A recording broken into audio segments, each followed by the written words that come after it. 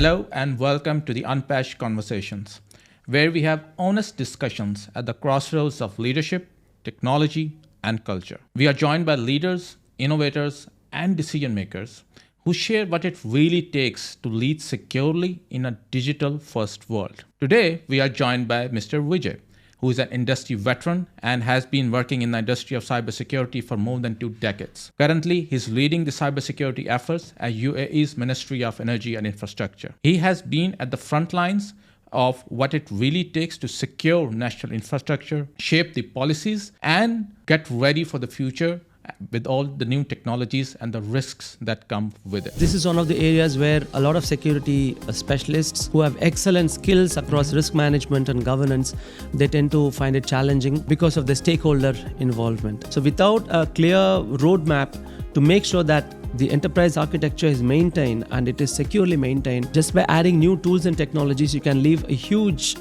stress on the enterprise architecture. Plan that migration properly, because if they don't do in a planned manner now, when the breakthrough happens, it will be more of a crisis management. And we all know that when crisis management kicks in, things are never ideal.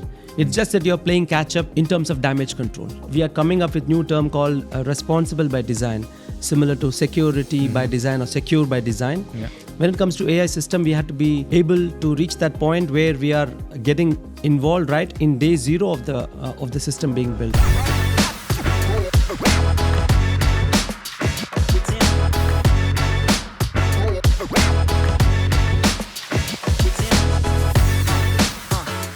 Welcome, Vijay. Really happy to have you here. Thank you, Bilal. It's good to be here. So, since you are one of the core members of the team that secures national infrastructure, let me start with the basics. What exactly is the critical infrastructure and why is it deemed critical? Well, the Ministry of Energy and Infrastructure, which actually used to be 4 different federal entities back in 2020 or thereabouts, wherein we had a consolidation of different federal entities coming together under one huge umbrella. So we had the Ministry of Energy, the Ministry of Infrastructure Development, we had the Sheikh Zayed Housing Program, and the Federal Transportation Authority. So all these 4 were merged into one huge ministry called the Ministry of Energy and Infrastructure. Right. And in terms of the mandate, in terms of the services that we provide to the residents and the citizens of this country, this is probably one of the biggest in the world. In terms of the services we provide, because everything from infrastructure to transportation, marine transportation, and energy, it's all covered. So when we talk about energy, we are the governing body for various energy entities, including the oil companies and pretty much every entity that operates in the energy space. And here we're talking about also not just the grids and the dams. There are also other infrastructures like the federal roads, even the mosques and federal schools and so on and so forth. Right. That sounds something very huge. And looking at the scale of it, there must be a lot of complexity that comes with it. And so where do you even start when you are developing a program to secure such huge or such complex set of infrastructure and services? Do you start from the architectures? Do you start from the policies? Or do you start from the people themselves?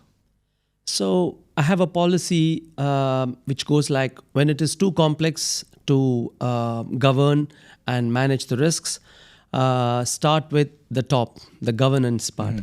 I'm sure that you being a veteran in the industry yourself, you appreciate that we always start with the policies. We start formulating the policies. We make sure that the senior management, the leadership is involved. Absolutely, that's a must for any security initiative to succeed. So start with the policies, make sure that there is a business impact assessment done, there is a thorough risk assessment that is done, and then you have a pretty good idea of where your critical assets are sitting. And then focus on those to sort of prioritize your policy development and security controls and processes and all that. And then once you have the critical bit in place, then focus towards less critical areas. Right. You mentioned risks. So in your particular case, how do you communicate these risks to the stakeholders? Because looking at the scale and the nature and the number of stakeholders that are involved, everyone has different understanding of things. Everyone has different priorities, and everyone has different type of risk associated with their respective authorities. So for cybersecurity or digital risk in particular, how do you communicate it to, let's say, to federal ministers, who people who are leading the planning, or even the people who are leading the technical implementation? So one of the key areas is to have a methodical security program, wherein risk communication is part of security governance. In order to make sure that the risks are managed well and that they are kept at the acceptable level, we need to be able to be on top of them. We need to govern them right from the moment that we discover until we mitigate, and then there is a continuous monitoring process in place to make sure that those risks don't go above the acceptable level of risk. So one of the key tools that we have really is the communication that happens between the senior leadership and the security risk management function. In terms of risk register, which is a key artifact wherein all the risks which we encounter at the organization level are all tabulated. They have a specific timeline. You have an identified risk mitigation owner, and then what is the level of risk and what is the control that you're going to implement, or what is the risk treatment plan. Is it risk mitigation? It is risk transference, risk avoidance, even risk acceptance. So it really depends on that approach that you take. And once you take the approach, it's all about making sure that that risk register is communicated on a periodic basis to the leadership, wherein we have steering committee meetings, for example, where all the key stakeholders of the organization are involved.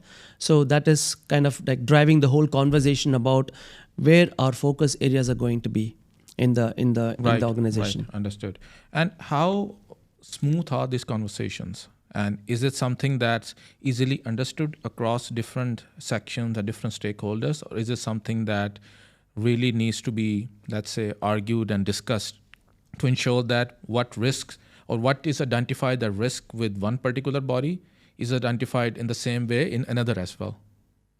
Yeah, it's a really good question, because this is one of the areas where a lot of security specialists who have excellent skills across risk management and governance, they tend to find it challenging because of the stakeholder involvement.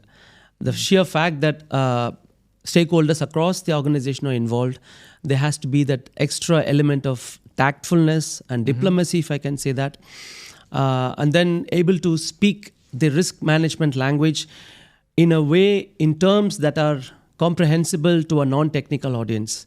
Right. All they care about is the business impact and the bottom line and things of that sort. So we cannot be going up to them to speak in terms of technical language or jargons and so on. So, and there is always, like you mentioned, there is always a little bit of a tussle, if I can call, because many of the stakeholders have interests that are conflicting with each other. So that's where the risk management function has to play the balancing role. Make sure that you make them feel that you are all part of the same team. Otherwise, it's so easy to get into a mindset where it's you versus them. So you have identified the risk, and so you are the kind of like the guy who finds out all the wrong thing that people do, and then you blow the whistle. That's not what we want. We want to make them feel that we are all on the same team, and this risk management function as a whole is something that is essential for every organization. Once they understand that bit, they are much more likely to collaborate with you. And here again, it's also a lot to do with the mindset. That mindset has to come from the leadership and permeate down, so to speak. Because once the senior leadership understand that risk management is a critical part of any organization, especially in a world that is changing at this pace, then they would probably be willing to communicate that language, the culture down to the different levels down below. So it's a mix of mindset, culture, collaborative approach, and a big thing about it is also not working in silos, because organizations tend to work in silos. Those business units, they know the business well, they know the pain points, the critical processes and the assets, and they may not be willing to collaborate with another team or department, especially if we are from cybersecurity. There is always this negative perception. But thankfully, in almost all the organizations that I have worked, I have been fortunate to have leadership that understood the whole concept of risk management well. So it's been good going. Even here at the ministry, I'm happy to have a leadership who understands well. There is this active dialogue, that communication that happens between the cybersecurity unit and the leadership on a monthly basis, wherein we highlight not just the challenges and bottlenecks, but also the risk management as a whole. Great. So when you're talking about risks, one of the key things that changes those risks or impacts those risks is technology. And one of the key technologies these days is, like, we don't need to guess, is AI. So when it comes to government or ministries like the ones that you are part of, what exactly is being discussed when you are having a conversation about some new technology or a new solution or service that is centered around AI? Is there a dialogue around opportunity versus risk, or is it something about how early we can implement it? Yeah. So, last probably 5 years, there has been a subtle change in the definition of a risk. As you may have heard, now we have the concept of a positive risk, which is pretty much an opportunity. So whereas the risk management function was solely focused on making sure that those things which negatively impact the business, the causing the business disruption or data breaches and so on, they were handled. Now we are talking about, don't miss the opportunity to take advantage in terms of getting on board a technology or a tool which will give you a definitive advantage over your competitors. So here, that's where we have this concept that when we have an emerging technology, there is this active discussion that happens, and much more than being, the first to implement a technology or a tool, what I would advise is to look for the business case. What is it that you're trying to address? Whether it is AI, whether it is digital transformation or cloud migration or whatever technology or concept, or even DevSecOps, what are you trying to achieve? So as a business, start with the business case. And don't start with the latest tools and how it can help you, because there are ample number of vendors, and of course they love to sell their product, and probably they have excellent products which will suit some use cases, some businesses and some processes. But where do you stand? So start with the business case in mind, have that healthy discussion, and be totally willing to accept that when you onboard such technology, there has to be a methodical process to make sure it is done in a secure manner. I've seen numerous organizations implementing digital transformation, cloud migration, AI, but then they neglect the most important element of it all, which is the enterprise architecture. So without a clear roadmap to make sure that the enterprise architecture is maintained and it is securely maintained, just by adding new tools and technologies, you can leave a huge stress on the enterprise architecture. And within no time, you wake up and realize that your architecture is nowhere secure. So those are some of the my thoughts on that topic. Is there a difference between the approach or the openness towards such technologies between private organizations or a federal entity? Yeah, over the last 10, 12 years, there has been this focus on public-private partnership, and for good reason. So you have the public sector units which are pretty good, solid in terms of delivering services. They know what they need to deliver as a service to their stakeholders. And then you have the innovators and technology powerhouses who are so good at technology. And there has to be this active collaboration between them in order to achieve good projects and good outcomes for everyone. Thankfully, the leadership in this country has embraced this public-private partnership concept. Back in 2015, I believe, there was actually a federal law which kind of regulated or rather set some guidelines on how these public-private partnerships have to be achieved. So I can cite numerous examples. The Smart Dubai government, for example, which used to be, what used to be Smart Dubai government is now the Dubai Digital Authority. They came together and they partnered with Do in order to build probably one of the world's biggest big data platforms. Right. That's probably one example. There are numerous other examples. I'm sure our peers in the field can refer back to. So yeah, this is a very essential aspect of making sure that everyone is secure. The public sector entities collaborating with the private sector, making sure that they are complementing each other. Right.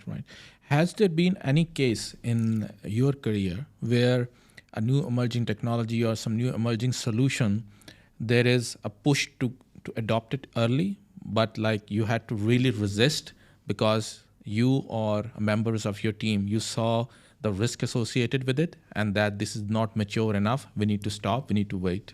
Yeah, quite a few times actually. And I believe, I have a feeling that a lot of security professionals will agree with me that at some point or other in their career, they'll all be sort of put in a spot where they have to adopt the technology, but without having done the necessary due diligence on security, things like risk assessment, things like governance. Yeah. So just to kind of put it in perspective, if you go back 10 years, let's say 2015, that's when the big data and the cloud explosion started happening. Yeah, First it was the big data, then it was what actually started as AI/ML back in 2014, 2015. Then there was the cloud adoption, then there was digital transformation. Now we have people talking about blockchain and related technologies, and then the big thing, the AI, right? So what this whole list of changes have done to organizations is we have been under tremendous pressure to adopt, adapt, grow, and be agile, keep ahead of the competition, and so on and so forth. So we as security professionals with a key eye to make sure that risks are handled, we are often in a situation where we are asked to go live with the technology because it produces a huge differentiator for the organization, but we are not ready in terms of the governance, in terms of the policies, in terms of even educating the end users of the risks associated, or even the data flow, the architecture review, and so on. So there have been quite a few occasions where I have had to do that, just to sort of not to rain on someone's party, but make sure that from your side, you're doing your bit by making sure that the risks are addressed, even if it means that you're offsetting the go live of a specific technology by a couple of months. I think that it also goes back to what you said before about the ability to communicate the risks or the business impact with the required stakeholders to make sure that they understand what are the implications of it if we try to adopt something when things are not ready for it. Right? So on that point, one particular solution or one particular service in cybersecurity is penetration testing, a very basic entry-level service, which a lot of AI-based solutions have started to come up in the past few months or years. You think at some point with this level of adoption or this level of, let's say, implementation of AI in this service, at some point AI is going to commoditize this service? And if it does, how should these service providers who provide this kind of service, how should they be ready or how should they prepare themselves so that they are not out of service? So when it comes to penetration testing, I think that it's fair to say that sometime down the line, there will be automated AI-based services being rolled out. Having said that, the really skillful pen tester would still be in demand, because you're looking at a scenario where AI tools are going to perform the test and probably give you a list of results. However, it's the human in the loop that has to validate those results and see how exploitable a certain condition is. And it's fair to say that probably the L1, L2 of the penetration testing service might be automated with AI tools, but then there is always the human, element in the whole intelligence, the AI loop, wherein they are expected to step in, making sure that even in terms of mitigation, right? You have a pen test result. How do you validate it? Is it all completely tangible results to kind of provide actionable intelligence to the team, or is there something else? So there is always the bit of a scope for the human in the loop. However, that's probably one of the services which we are going to see AI taking over. Okay, interesting. So another technology that is making waves these days is quantum computing. Is the risks which are, or are the risks which are talked about related to quantum computing, are they actually nearby, or is it too early to be talking about them? Well, quantum computing, just for some of us who may not be aware of, maybe they just heard the term, I'd like to kind of provide a brief overview, please. Which is that quantum computers do exist today. It's just that in order to be able to crack those cryptographic algorithms, there is a certain amount of processing capacity that is required, which is not here at the moment. We are talking about qubits, right? That's how you measure the processing power of a quantum computer. We are talking about probably a few dozens of qubits that are possible now. There are computers who are running on maybe 100 qubits.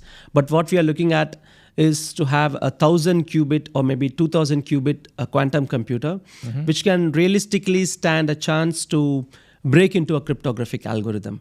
And the speculation is that sometime around 2030 or thereabouts, it's possible that breakthrough could happen. Now, there's always the sort of a disclaimer wherein it could happen as early as 2028 or even 2027, because there is a huge, let's say, boost to the whole project in terms of that breakthrough by having AI tools in the mix. Right. As AI becomes more matured, and we know that AI becomes double the complexity every 12 months, which is incredible. It's much more than explosive growth. So as AI becomes more mature, there is every chance that will be used to kind of aid the quantum breakthrough as well, to make it happen much sooner than 2028, for example. So in my opinion, I would say that there is no need to panic. At the same time, it is high time that organizations start looking at that migration, because we're not talking about a small migration of a ERP package or maybe from version 10 to version 12 of whatever operating system. Here we are talking about literally a quantum leap, because we are talking about hundreds, if not thousands, of cryptographic assets that a typical enterprise may have. Talk about a bank, they may have probably 2,000 crypto algorithms, and talking about digital signatures and your database encryptions, your whatever encryption keys and certificates and pretty much every single thing that uses encryption. You can just imagine that's the kind of scale we are looking at. The sheer scale is that in order to migrate all those 2,000 dependencies, and if they have 2,000 assets, they may have, if each has 5 dependencies, that you're talking about 10,000 dependencies. To actually do that migration project, it's high time that they look at it, they see what they have, and then they have to plan what they need in order to move to quantum safe cryptographic algorithms. So it's just a matter of time that we will achieve that level of computing power, and then this will be done at some point.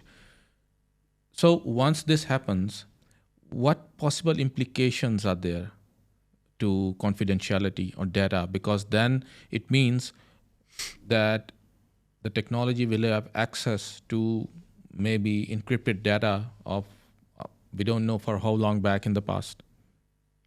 Yeah, just to think of one segment, right, the banking domain.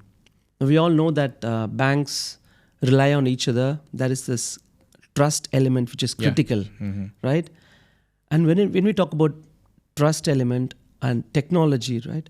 Now, encryption and cryptography is the foundation of that trust element. Yeah. So once that trust element, the layer of trust that exists now between different banks, when that is eroded, you can imagine the kind of panic that can set in.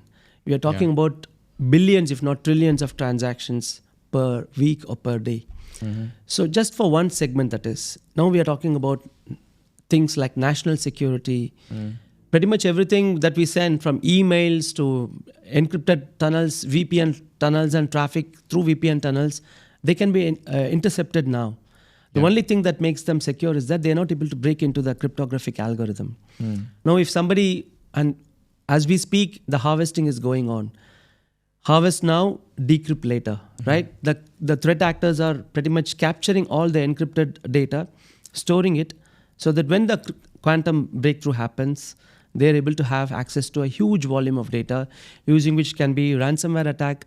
There could be any kind of a compromise, data breaches, privacy concerns, you name it, it's all there. So it's a huge in terms of the scale of it, it's massive. And probably the right thing to do, like I said, is to plan that migration properly. Because if they don't do in a planned manner now, when the breakthrough happens, it will be more of a crisis management. And we all know that when crisis management kicks in, things are never ideal. It's just that you're playing catch up in terms of damage control. Right. And when it comes to the government or the regulators, how prepared are they for these kind of risks? Are they already taking proactive measures to plan things to make sure that when this happens, they are ready and they have everything in order to make sure that they can keep the national infrastructure secure? Indeed, because we have multiple governments across the world, they have got different mandates for their federal systems. In the UAE, to start with, we had the cryptographic decree, which was passed in 2023, I believe. And then in 2024, we had the executive regulation, number 71, if I remember right, of 2024, which actually sets the tone for federal entities to migrate to quantum safe algorithms. And there is an active initiative in terms of organizations having clear steering committees to have this project in place. Different countries have set a different target. Probably the Australian government is probably the most aggressive of them. They said by 2030, all federal systems have to be quantum safe. And the US, I believe the direction is that by 2035, as much as possible, federal entities have to have migrated their critical systems to quantum safe technologies. So yeah, there's been a good work on the regulatory front, because governments have really understood the basics, in terms of the complexities of what can go wrong when that breakthrough happens. Right. Okay. So in terms of the different sectors within the infrastructure, whether it be energy, whether it be power distribution and transmission, or manufacturing, let's say, or even roads and other authorities, which sector, in your opinion, is like leading the way when it comes to these kind of adoptions, or in terms of preparedness, or in terms of its readiness to lead in the technology front? Probably the financial institutions. The fact that they have got strict regulations in place. Now here we have the UAE Central Bank, which is driving that compliance and cybersecurity and data protection of banking and financial institutions. In other countries as well, we have got strict regulatory requirements. Traditionally, they have been the ones who are leading the race when it comes to safe migration, whether it is quantum, whether it is digital transformation, cloud adoption, and so on, even for privacy for that matter. So they're probably leading the pack. Plus, we also have the critical infrastructure, like you mentioned, because there we cannot afford to have.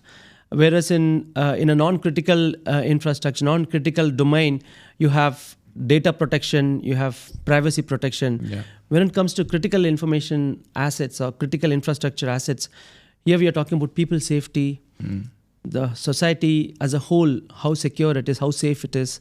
So it's really huge in terms of the repercussions and the implications of things going wrong. So critical energy infrastructure or critical any of the domains that you mentioned, they are leading the pack as well. They are probably among the leaders. Right. So if I have to ask about your own personal experience working both in the private organizations as well and within the public organizations as well, are there any key differences between working in one sector compared to the other when, especially in the perspective of, let's say, risk and cybersecurity, in terms of processes, in terms of, let's say, strategies, these kind of things? So traditionally, the private companies used to be more agile, more resilient in terms of adapting to changes in the environment, in terms of embracing new technologies, in terms of training their people and so on. But that gap is kind of closing. Here in the UAE, we have got the zero bureaucracy initiative that's being rolled out to federal entities as well. That is probably one of the goals of that initiative, is to make sure that federal entities are as good as private organizations when it comes to being agile, being resilient, being staying on top of technological innovations, for example. So yeah, there are subtle differences. Probably the stakeholder management is probably the biggest, I would say, as a security specialist. Stakeholder management has to be spot on when you're in a public sector undertaking. Right.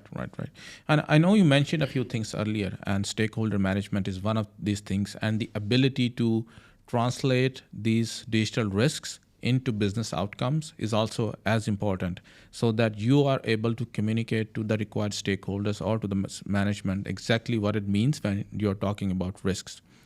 Any other tips that you would want to give to anyone who is within the cybersecurity space and is struggling in this particular aspect? I mean, there are a lot of people who are technically exceptionally strong, but when it comes to translating these kind of things, they kind of struggle. And because of that, they seem to have been stuck and they cannot get their initiatives getting anywhere.